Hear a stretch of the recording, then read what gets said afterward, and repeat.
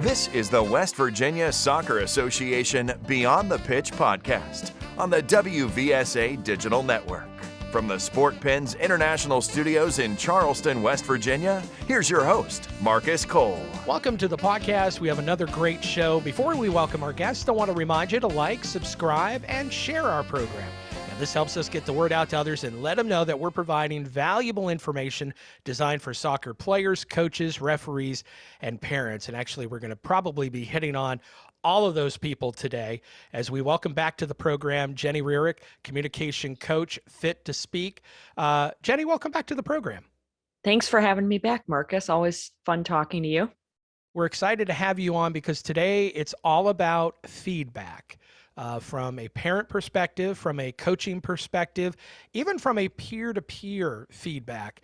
That can be a little bit tricky one just because you are on that peer-to-peer level. So why don't we go ahead and just dive right in, Jenny. Talk to us a little bit about what feedback is, what is good feedback, what is not so good feedback. I somewhat recently had been reading a book on feedback, and I really loved the definition they used. And the book was written by Charles and Edith Seashore. And the feedback definition they give is that feedback is information about past behavior delivered in the present, which may influence future behavior. When we look at what feedback is, all that means is when we're giving feedback, feedback is about something that's already occurred. We decide to give feedback either on our own or someone solicits feedback from us. And the intention of feedback is to change the way they do that something in the future. The key word that stands out to me in that definition is that it may influence future behavior. I think there's this misconception or misunderstanding that when we give someone feedback, that as long as it's good enough or it's done in the right way that they're going to act on it, which in most cases is not true. And I think that's frustrating for people who enjoy giving feedback, is when someone doesn't take them up on what that feedback is. Now, we just talked before we came on the show here, talked about the difference between feedback and coaching. Can you talk to us about that? When you mentioned you wanted to speak on feedback, that was the first thought that came to my mind is, well, what is the difference between coaching and feedback? And when I think about the difference, when I imagine coaching to me is all future focused. It's helping people through inquiry and relationship to get them to almost come to their own conclusions about how to improve a skill in the future or how to move in the direction of their goals. Feedback is about something that's already happened. And so you're reflecting on something objective through your subjective reality of what you perceived it to be, and it might influence something in the future. So feedback, at a very simplistically, feedback is more critical in nature, whereas coaching is probably more positive based in an effort to improve what happens in the future. So if I'm a coach and I want to provide feedback to my players, obviously you said that's a little bit more critical in nature. What can I do to provide that feedback? And I don't want to say not be as critical because, I mean, obviously in feedback, you have to have a realist tendency. You have to have the self-awareness, I guess, of knowing that, you know, you're not the best player in the world and you have things to work on and that type of thing. What can we do to, I don't want to say cushion the blow, but you know what I'm saying, right? Mm-hmm. The first thing I believe is most important is shifting your mindset in assuming that when you give someone feedback, they should take it as if it's been a gift given to them, which is something that's often associated with feedback, as though feedback is a gift. There's this idea that feedback is a gift.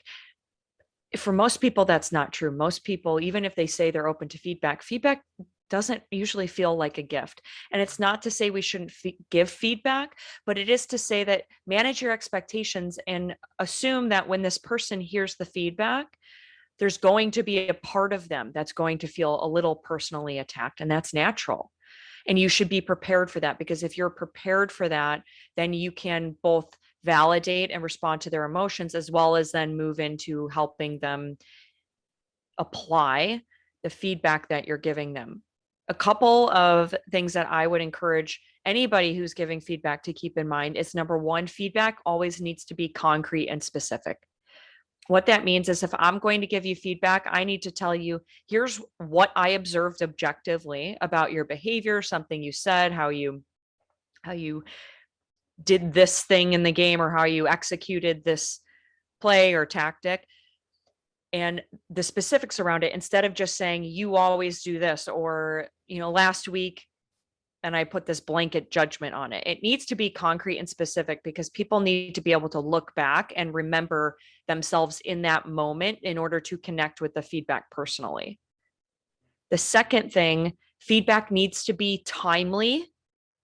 And if you can give feedback in private as opposed to doing it publicly, that's better. When I say timely, feedback is most impactful when it's delivered as close to the moment it's observed as possible. If I'm coaching you, Marcus, and let's say for a week I'm observing you in practice, and I wait till the end of the week and I have a laundry list of feedback I'm going to give you about some of your skills. Only what happened probably today and yesterday is going to be most relevant to you. But if I'm giving you feedback about something you did in practice on Monday and it's Friday, that's not going to feel impactful for you because it feels like a long time ago. It no longer feels relevant. When we sit on feedback, it also can create this perception to the feedback receiver that we've been trying to build up ammunition against them almost, whereas we're building a case. If I deliver feedback in the moment, it feels much less attacking and ill-motivated because it's visceral. It happened just then. Anything you want to add in here before I continue? No, I'm loving what you're saying. I mean, it makes so much sense, especially with the timing of it, because you have to connect what you did as the player to what they're telling you. And if you don't remember that, your perception trying to remember it based upon what they remember, maybe two completely different things. Yeah. And the concrete and specific, it would be helpful if I give you an example. I played volleyball in college. I was a setter.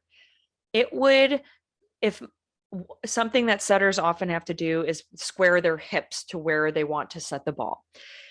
If my coach said to me, square your hips, that's specific. But if they said on that last play, your hips were not squared to the outside, they were squared to the back corner, that's specific and concrete. Now I know exactly what I was doing when I did it. And now on the next play, I can make a correction, as opposed to them making some blanket statement about you never get your hips to the outside or you never square up your hips. So far we've gone through feedback needs to be concrete and specific. Talk about when did you actually observe this happen and what detail can you give them to describe what you objectively observed. You want to give that feedback in a timely manner, meaning as close to the event as possible. And if you can do it privately, that's better. There's a saying, praise publicly, criticize privately. Nobody likes to be given critical feedback in front of people.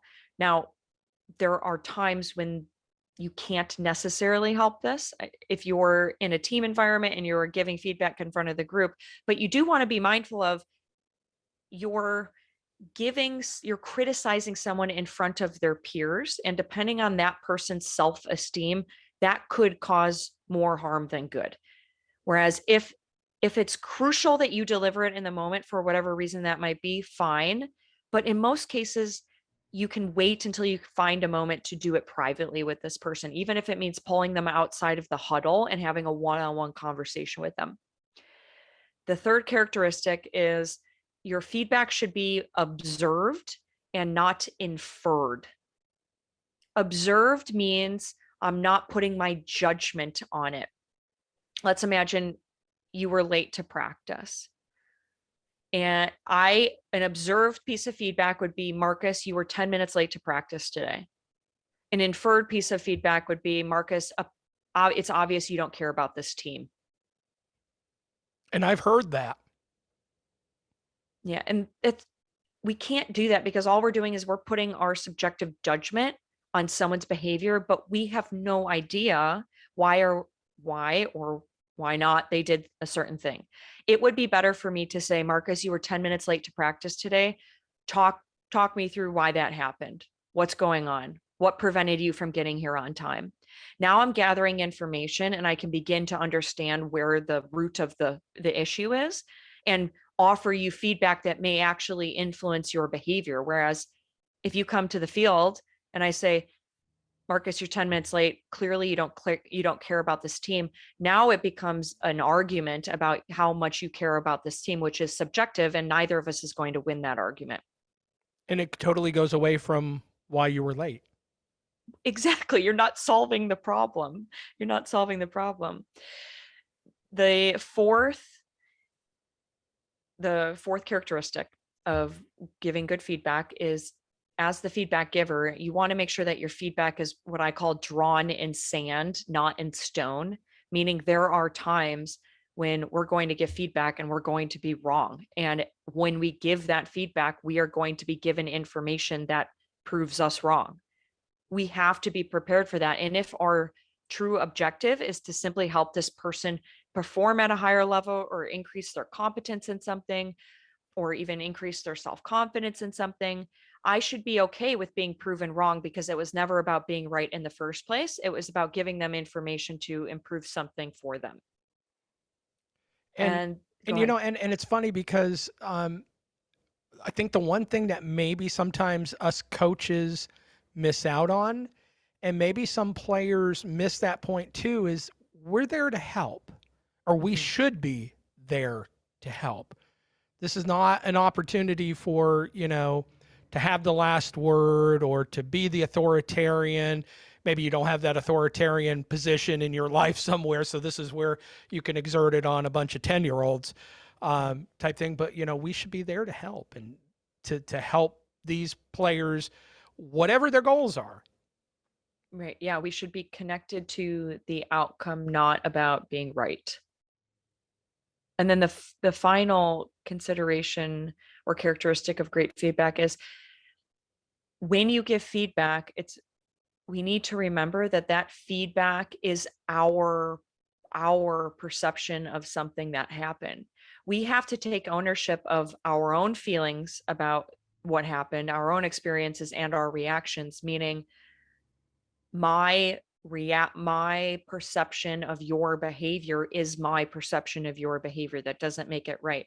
If I'm giving you feedback, Marcus, I also am realizing that my perspective of this may be different than your perspective. And it's about me sharing my perspective, hopefully creating an environment where you feel safe enough to share your perspective. And then the two of us together understanding what do we share in our realities, and what can we take and do with that in order to improve something in the future for both you and I. Those are some great things to remember. I'm sure most of this applies to the parent side of providing feedback to their kids. My daughter has a saying. She says, "You can't hurt my feelings. My dad was my coach." And and she's right. I've always been very open and honest with her, sometimes a little bit too much. And our relationship has grown well over the years as she's gotten older. And as opposed to me giving her feedback, she now solicits it from me on her own, which I think makes it so much better. I'll get a text after a match, all right, be honest with me. How did I do? That type of thing, which makes me feel good and makes me feel good about the relationship. Is it pretty much the same thing for a parent, or is there a little bit different dynamic, do you think? What I tell people, I've done a few workshops on feedback with corporate professionals, and there's a lot of crossover, and we've been talking about that. Something I always say is, if you want to know how to be successful giving feedback, think about a moment in your life when you received feedback that you actually acted on. What was true about that moment, about the timing that it was delivered in, about the way it was delivered, about who it came from, that allowed you to act on it? And when you really think about that, what you realize is that there are very few moments in your life where you've been given feedback and you've actually acted on it. What that tells me is giving unsolicited feedback generally isn't a bad idea. And I say bad idea in that if your goal is to get someone to change their behavior and they're not soliciting that from you, you're just really falling on deaf ears. You're giving information to someone who does not have a vested interest in getting information. Now, that doesn't mean we can't give feedback. It just means you want to create an environment where this person might be interested in soliciting your feedback, if that's your kid, if that's an athlete that you coach. And you can pose questions. I could say, Marcus, I loved being at your game today. There were a few things that I saw and I'm curious, would you like me to share my perspective of how you played today? And if you say no, I'm going to honor that and not say anything, but I'm going to let you know that I observed something and I'm willing to share it with you if you're interested in hearing it. But I'm letting you decide, because if you opt in to receiving that feedback, the chances of you actually acting on it are going to increase tremendously. And the great thing about that too is that you put that out there. They may not be ready to accept feedback at that moment, but they know that you have it.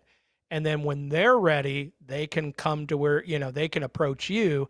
And whether that's the next day, later that week, after they get something to eat, which usually helps, they know that it's there. Right. And you could also, the analogy I'm going to use here is I know some parents with little kids who want their kids to eat more vegetables. So they grind them up and they mix them in with brownies. Think if we apply that same concept to feedback, if let's say I'm watching you play soccer and I'm a parent and I have some feedback that I want to give you and I feel pretty confident in the feedback I want to give you, as opposed to making it personal to you. Let's say I'm wanting you to try out some type of strategy, some new strategy when it comes to how you approach the ball. Instead of making it personal about you, what I might do is maybe I'll go on YouTube and find a video of some highly credible soccer player and say, have you ever watched how this person approaches the ball? Have you thought about trying it out like this? What do you think would happen if you tried it like this? Now, I'm not making any statement about the way you play. I'm simply opening your eyes to another approach, which is exactly where I wanted to get you in the first place. And now it doesn't feel personal to you. And I might pique your curiosity enough to say, maybe I should try it like that. Maybe that would help me. That's a great approach. I like that a lot. We're speaking to Jenny Rearick, communication coach, fit to speak, as we kind of wrap things up here on the podcast. Talk to us a little bit about that peer-to-peer feedback. That can be such a tricky thing to navigate, because you want to be able to provide positive feedback to your teammate, but at the same time, you don't want to alienate them or upset the team chemistry, that type of thing. What advice would you give to those players that want to be able to help their other player, and give them feedback? Mm-hmm. Then first place you need to start is to take an inventory of your relationship with that person. I've heard it put as a relationship has pluses and minuses, meaning there are moments of praise and moments of criticism. For people to be open to considering criticism or receiving feedback, it needs to have been equally balanced with praise. If you and I are at a practice, Marcus, we're teammates, and the entire hour I'm just constantly giving you critical feedback about what I'm observing about your style, and I'm not balancing that with some amount of praise, you're going to just at some point start ignoring me or feeling defensive because everything that's coming out of my mouth is negative. Whereas if I spent as much time looking for things that you're doing well as I spent looking for things that you're doing wrong, and I vocalized both of those with equal amount of detail, when I do give you the critical feedback, because you've already also heard me praising you, you will be more open to receiving it because I'm not only one-sided. What we know is when we give people critical feedback, we're really good at being specific about what we didn't like or what we think they could do better. But when we give praise, typically our praise is much more generic. It's just, hey, great job. That was a great play. Whereas it would be better for me to give you more detailed praise to match how detailed I'm going to get with my critical feedback. So I might say, the way you approach that ball so aggressively, and I'm not familiar enough with soccer to keep going with this, but the way you approach that ball was so aggressive, and you had that plant foot. That was amazing. I haven't seen you approach the ball like that in a long time. Great job. That is so much more effective than me saying, great play there, Marcus. Gives it a little bit more credibility. Yeah, exactly. So I would say net from a peer standpoint, you have to make sure your relationship is balanced. Don't only look for things to criticize someone about and vocalize those. Give them an equal amount of specific praise as well. And the more you can get balance between those two things, they will be open and probably less defensive anytime you do offer them critical feedback. Excellent stuff. Jenny is a wonderful follow on social media. A lot of stuff that she's been putting out lately has been really good and just very thought-provoking too. Jenny, where can they find you and your website and stuff? Yes, thanks, Marcus. I appreciate that. My website is www.fit-2, that's to-speak.com. And then I post on Twitter and Instagram. Both of those handles are on the website. So the website's the best place to reach me. Excellent. And like I said, she's a great follow. We repost a lot of the stuff that Jenny puts out there, and just so much information on just things that you don't normally think about when you communicate, because I think we take communication for granted nowadays, and we just don't think about sometimes the words that we use and the approaches that we take, and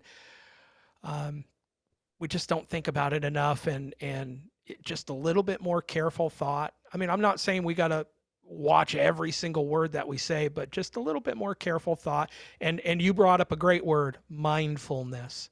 If we were just a little bit more mindful of the things that we say, we probably would be better communicators.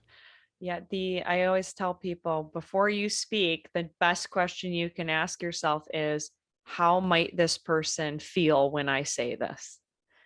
And most often you'll find that you're just going to keep your mouth shut.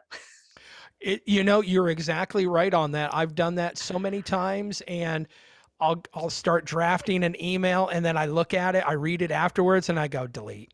Yes. It's like, what was the point of that email going to that person? What was I going to accomplish other than just venting about them to them? That's right. Probably the wrong person I need to vent to about them is to them. But Jenny Rearick, communication coach, Fit to Speak. Thank you so much for coming back on the program. We really appreciate it. You're welcome. It was a pleasure, Marcus. Thanks for having me. And thank you for listening to the show. Remember, make sure you like, subscribe, and share our program, and we'll see you next time. Thank you for listening to the West Virginia Soccer Association Beyond the Pitch podcast. You can catch a brand new episode every Thursday morning here on the WVSA Digital Network, or find us on our social media platforms at WV Soccer. Copyright 2022. All rights reserved.